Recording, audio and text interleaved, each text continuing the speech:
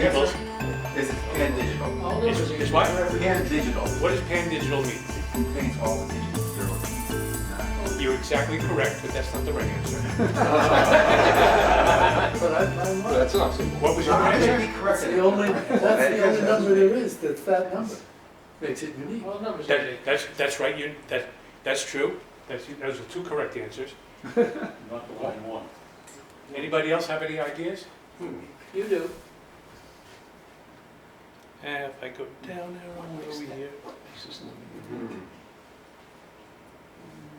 Alphabetical. Water. In alphabetical.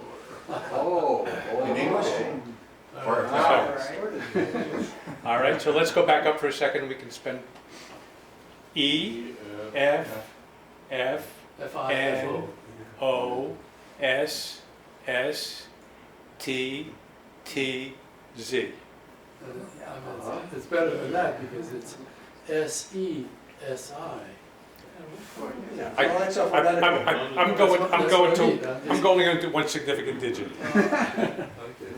But that's English-centric. That is English-centric, that's correct. Yep. And I assumed that we're an English-centric group, so I figured that was safe. Okay. Did I make a mistake? You can always qualify unique in English. Absolutely. All right. Your language may vary, you can reshuffle. So what's the answer again? Put it up. The answer is if you spell the letters, the names of the numbers out, and sort them alphabetically. This is the sequence from left to right. That's what you get. How's that? Is that said? I like it. Yep. Thank you. The lawyers will check it though first. They will, for sure. All right. We don't need the dummy slide in between that shows the spelling. So let's Backup strategies, okay. So let's get down to business. So I'm going to talk a little bit about backup strategies. I'm not going to get into the details of specific strategies. I'm going to talk more in generalities and what you can do, why it's important, and how you can do all this good stuff. So these are the kinds of things we're going to talk about. Why backup, what kind, files or folders, cloud storage, online services, cloning, a simple rule, 3-2-1 backup rule, mobile backups, World Backup Day. But, anybody hear that before? Oh, no. There we go. And To the whole month. I got a couple of references in the back. Yes, right. So this is where we start, ground zero. That's sexist. I couldn't find a picture with a dirty old man, so I'm sorry. All right, and this is really where maybe people not in this group necessarily, but a lot of people are in the world. Backup is this strange, arcane process, and what does it mean, and all that good stuff. So it's really just a copy of important documents, just like you would back up physical documents. You would need to back up electronic documents.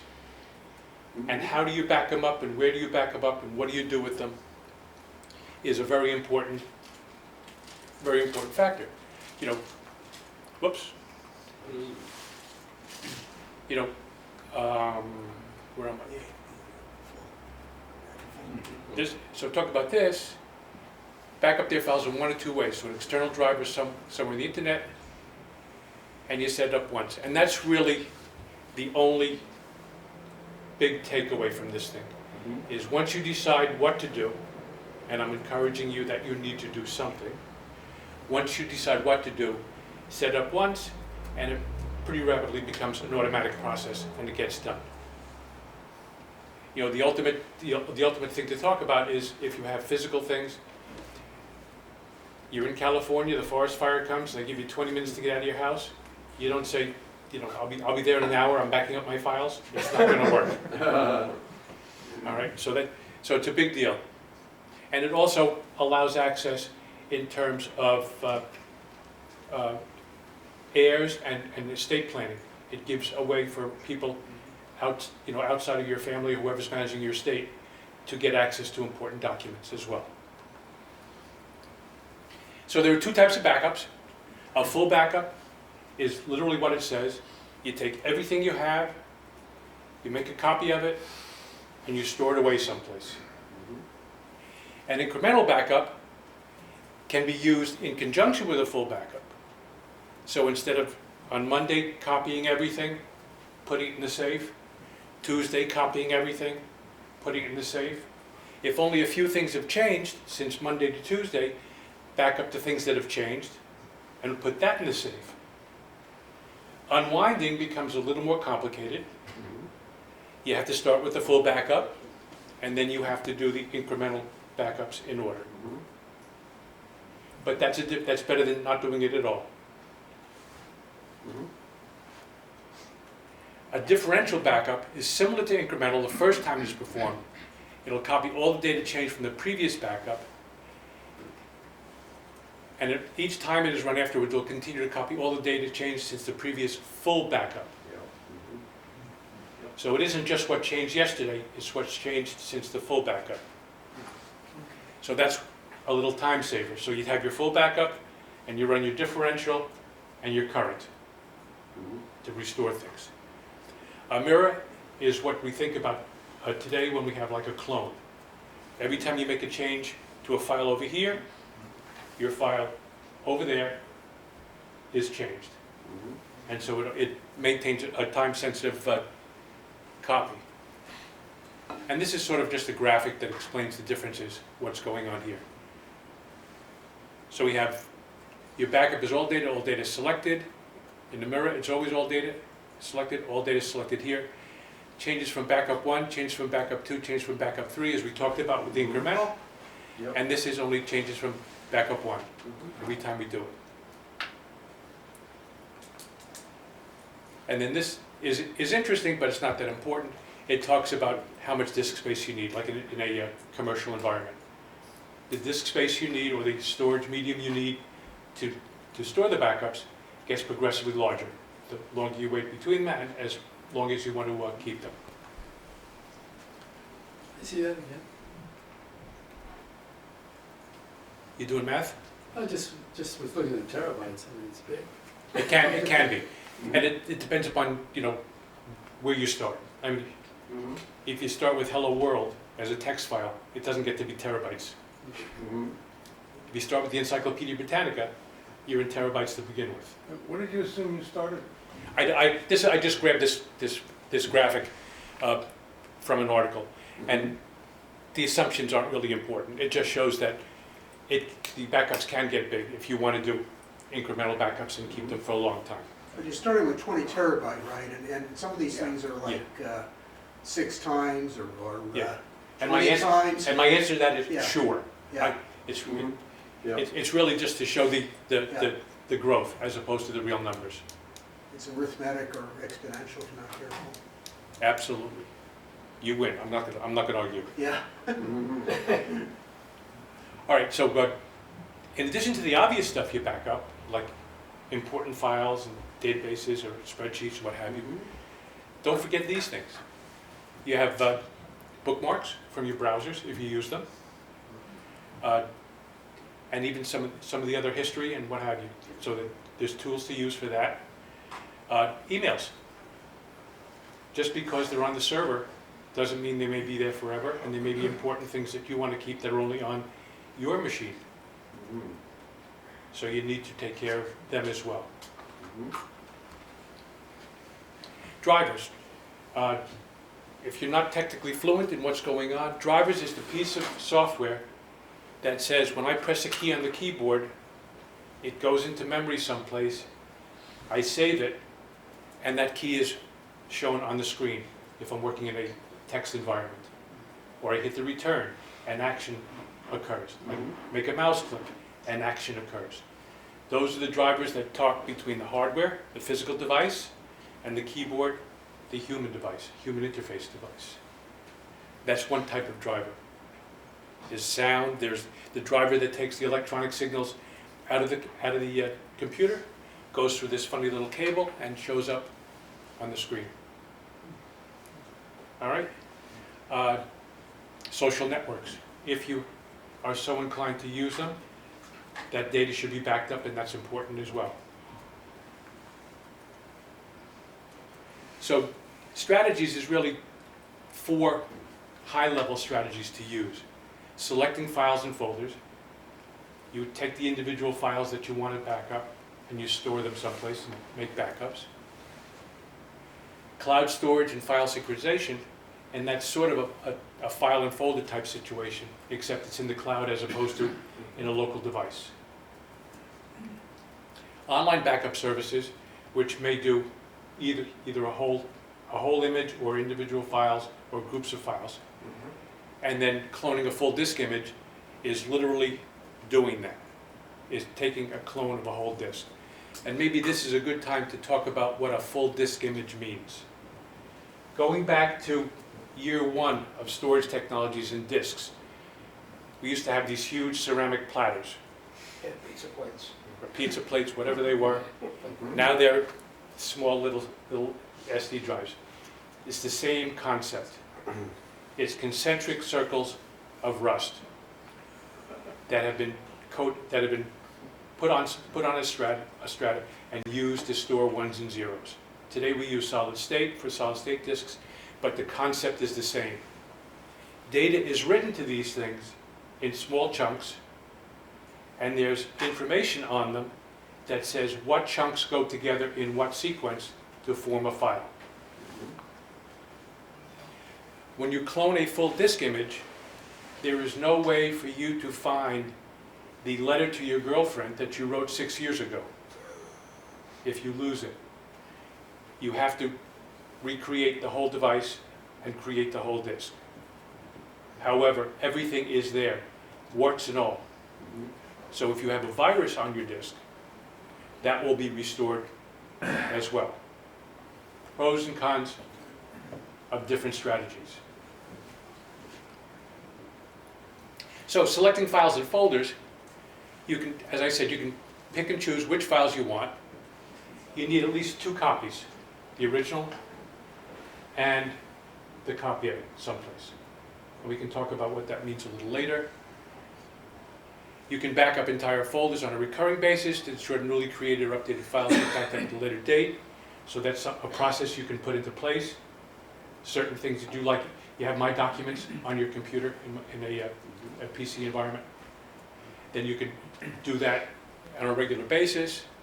And Windows 10 has some integrated backup and restore services for a full system image and a repair disk. That's ways to get you back when things go south. And there's also a file history on a Windows-based system. Cloud storage devices. Can you use that Windows 10 system for an external disk? No, so I you're don't know not offhand. just doing it on the same PC? Creating a repair disk is clearly an external device, Right. and a full system image is done also on an external device. And also file history requires an external drive, dedicated. Okay. It's syncing basically. Okay. I thought so, but I wasn't sure. Thank you. So they're pretty good. So and what this is saying is Microsoft, in its infinite wisdom or lack thereof, decided that they need some tools to help people do this as well and make it a little easier. So cloud storage and file synchronization. So we're still at the file level backup philosophy here. And so we have software that synchronizes files on your PC, and it's available to other PCs. So Dropbox is one particular example of that. If you have multiple devices connected to Dropbox as one tool, that when you make the change to Dropbox, someone else who has access to the same Dropbox account can see the file that you're changing. Google Docs is a different implementation of the same kind of thing. It's not a backup, but it's the same concept. Person A makes a change to a Google Doc, person B sees it almost instantaneously. Cloud services, backup of files online, which you can access anywhere, even via smartphones. And these are the 3. And I talked about Dropbox, Google Drive is another one, and Microsoft OneDrive is the same thing. But these require actually taking a file and copying it, or creating a mechanism to do it automatically, but physically copying a file to a location. Peter, are you going to talk about Carbonite? We'll get there. Okay. It's a different kind of tool Okay, as we speak. thank you. Online backup services does the same kind of thing, but they throw in a device driver, if you will. We talked about that way back when. And that sits in the background, and whenever you make a change to a file, it understands that if a change has been made, if it's in the category of files that you want to save, it then takes that changed file and copies it to a cloud service. And this is a straight backup product leaning towards direct transfer of files from a hard drive to online cloud storage with easy restoration options. And you can typically read the files via the browser and restore the files to other systems. I use Carbonite. A recent review I saw that said Carbonite is not necessarily the best service that's out there now. I don't know anything more than just seeing the listing, and Carbonite wasn't the first one on there. So there are plenty of competitive tools, and that works pretty well. So if you don't want to be on the cloud, this will put you on the cloud whether you This want to be. Carbonite Yep. rents a chunk of cloud, Mhm. and it takes your files and puts them up in the cloud. So if you don't want to be in a cloud, online service is not for you in general. I can't think of any online service that would not be in the cloud. Sir? Of the categories of backup that you told us about earlier, differential, incremental, which category is Carbonite in? Carbonite is just a file, an individual file backup. Yeah. So every time a file changes, Yeah. a copy of that file Yeah. is placed in there. So it's not disk-based, it's file-based, Okay. Is that done in real time? real time, Real time, yep. real time. So you can't use Carbonite if you're not connected to the web? If you're just say, working on your PC and didn't? When you're working on your PC, I'm offline now, if I make some changes Yeah. to something, I'm offline, those changes are there. The next time I go online, Carbonite will have flagged the files that need to be uploaded Okay. and will upload them. And it's working in real time. Yep. It takes almost no overhead to bring the files up. Bringing them back down, I've built machines based on that, and bringing them back down is usually the bottleneck. It takes a little while to bring them all down. It can take like a day for a large file, but it gets you going pretty quickly. So you can get important files, and if you find something that's important that you need right away, as the rest of the file restore is going on, you can pull down that file. You know, your machine crashes and you're looking for a job and you need your resume. Yep. So you can pull your resume down off Carbonite and start working, sir. Yeah, I set up Carbonite at the Jenks Senior Center for all the computers there and all the staff. And each staff member has green lights on every file. Yep. And so far, we haven't had to use it except for small recoveries. But it's easy to set up, and I don't have to do, there's a dashboard in which I can see everybody's account. The only problems occur when someone resigns and someone new is hired, and that's very minor. Yep. But it works, but it doesn't give you, you can't, Carbonite offers other versions, higher level versions, which do a full disk recovery, and they do a version for servers as well. Mm-hmm. But I've kept it simple in this way. Yep. And as I said, I use Carbonite. I can speak to how that works and what's going on, and my experience is very similar to that. I have not used these other services. I really don't know anything about them. And you know, I suggest that if you're interested in something like that, there are plenty of articles, and there's some references in the back of this that'll point you to reviews and point you to the different articles that will show you the different services as to what's going on.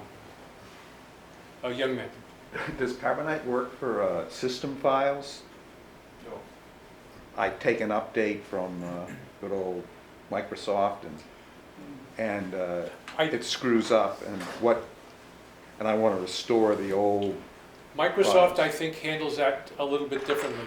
it creates a backup, restore point before the update occurs. And Bob can help me with this if I misspeak. But I think it takes a restore point before it does any updates. Which Yeah. one? Microsoft updates.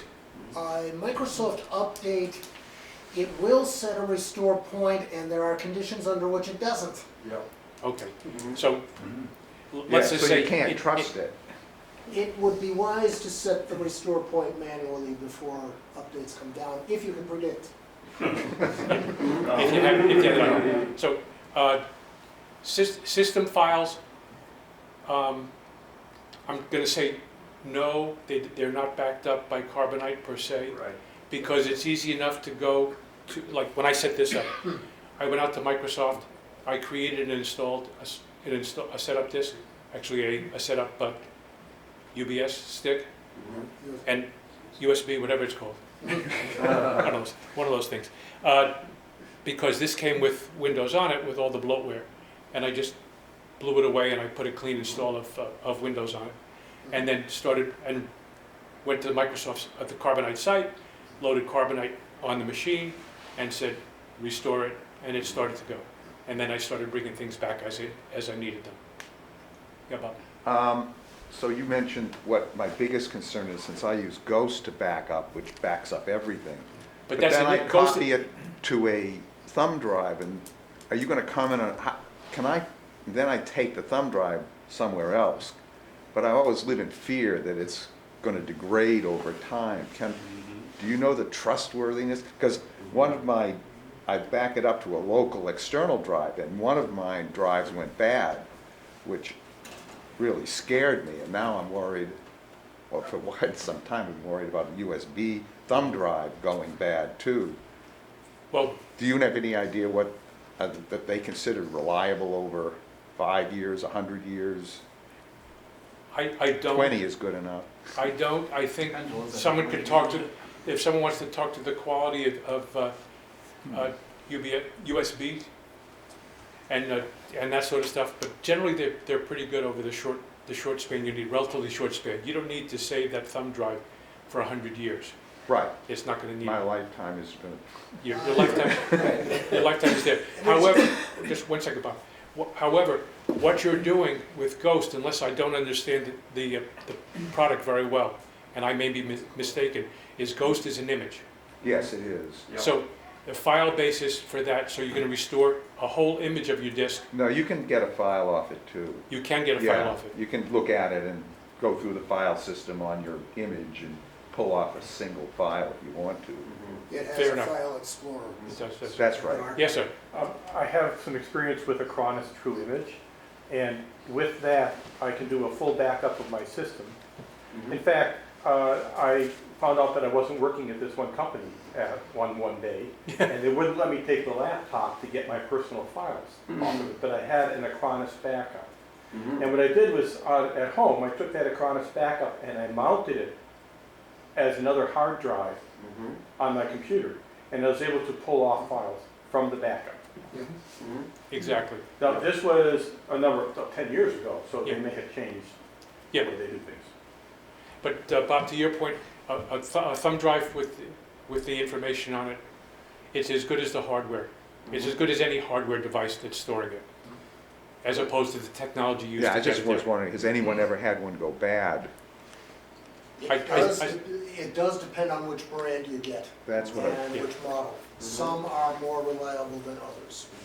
It has to Yeah. do with the bin choice, when they do quality, the different bins they choose. You can buy a cheap thumb drive because they're actually slightly, they haven't passed all the inspections, and they still work, but so there are different levels of quality in thumb drives. You want to alternate media, so you're not dependent on just one drive. Yeah, you You probably can. want Yeah. to have And then if three. you're somebody like the Library of Congress, you really have to worry about this. Are you going to get into the sort of the pricing models on these? Pricing? No, Roughly? no, not at all. I'm not yeah, I do getting into, alternate. I'm not really What's gonna a dive reliable into thumb drive? specific products. What is a reliable brand for thumb drives? Yeah. I don't know. Mhm. SanDisk, That is, Okay. PNY, Okay. again, it depends on whether it's their cheap line or their more expensive line. Okay. You spend the money when you need the reliability. Yeah, by and large, with most technology products, they are price sensitive. You get what you pay for, more or less. Some things are overpriced, some things are not. But the more expensive True Image, which I've been using for years, their 2020 version has some new features. One of them, they put a lot of pressure on having 3 backups. If you have this backup disconnected in your house and your house burns down, you've lost everything. So they... we're going to talk about that in a couple of minutes. All right. We're going to talk about that. Mhm. All right. Any other comments, questions on online backups? Mhm. And then we've talked about this, cloning a full disk image. We sort of alluded to it before. It's basically taking your disk, whatever it is, and then it's almost a photograph, if you will. It takes a picture of the disk exactly as it is, warts and all, puts it in another location, so that they're 2 separate places. Yeah, but one thing about getting what you pay for with disk cloning software, I've been using free products and I've never had a failure. Mhm. It's true. I mean, I'm not saying you should always spend money, but I'm saying when it comes to hardware in general, hardware, Yeah, you're paying more money for a hardware product for a reason. Mhm. Sometimes it's just brand Or recognition, brand. sometimes it's quality. More often than not, it's quality.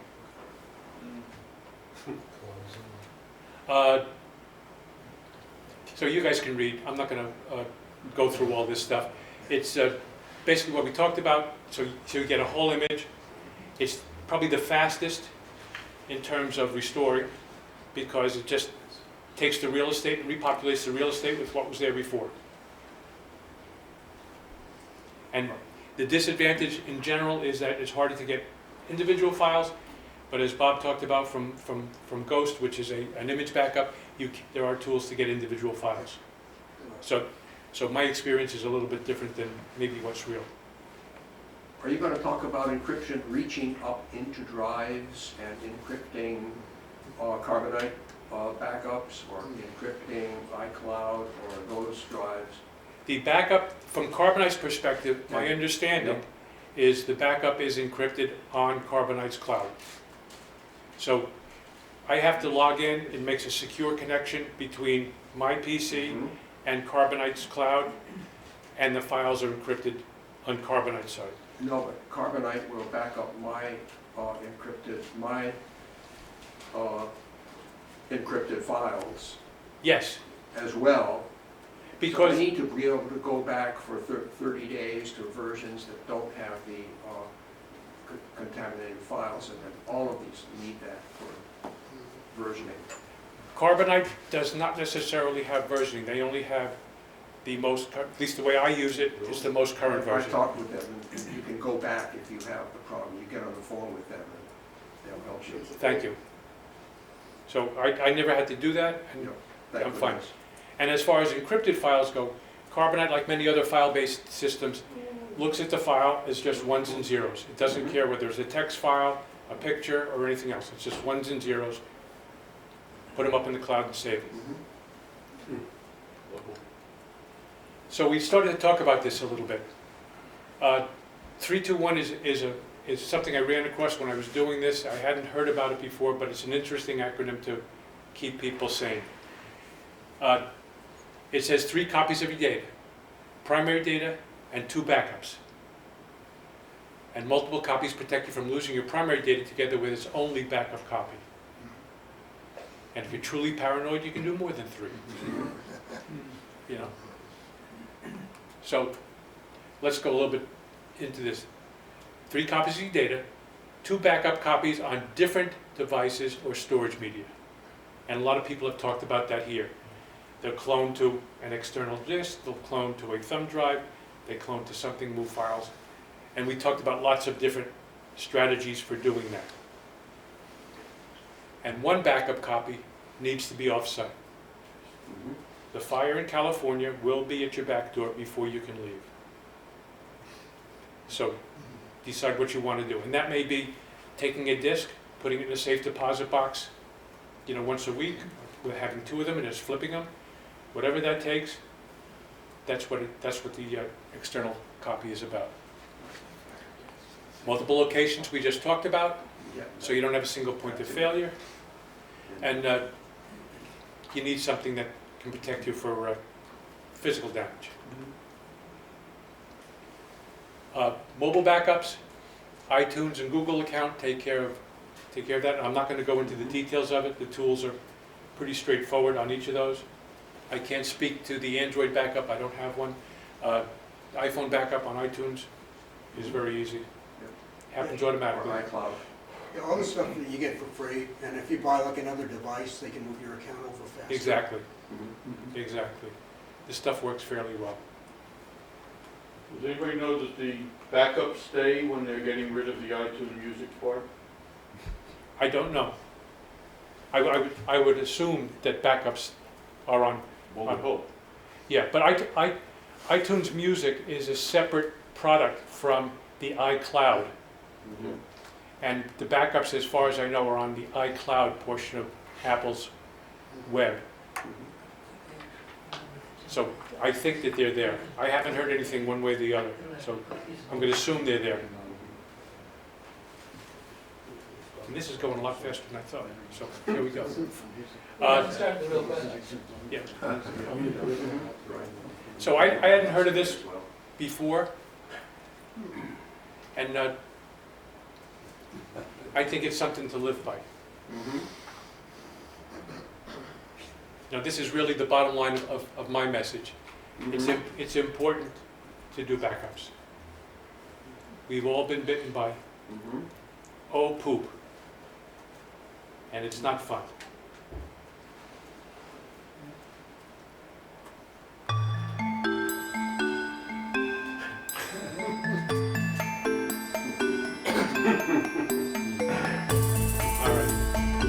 That's all I have to say here. There's a whole bunch of references so you can go check things out.